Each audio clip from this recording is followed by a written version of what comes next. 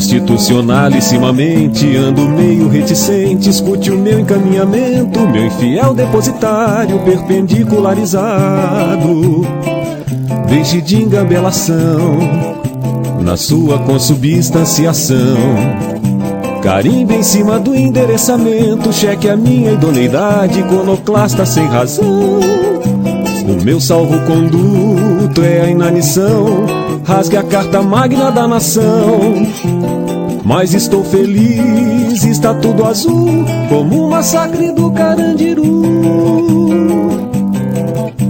A minha incomunicabilidade saturou, legislativamente o espanador me confessou. Um eletrocardiograma sem vergonha, aliciando o champanhe de um ex-corregedor.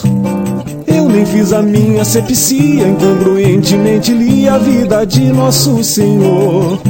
O meu salvo-conduto é a inanição, rasgue a carta magna da nação.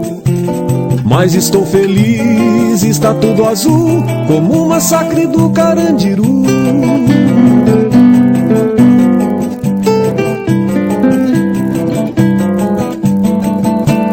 Constitucionalissimamente ando meio reticente, escute o meu encaminhamento, meu infiel depositário perpendicularizado.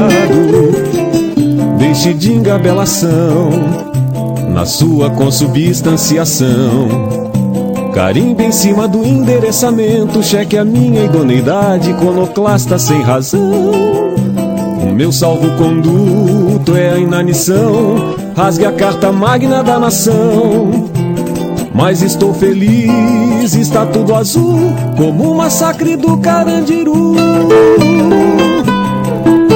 A minha incomunicabilidade saturou, legislativamente o espanador me confessou.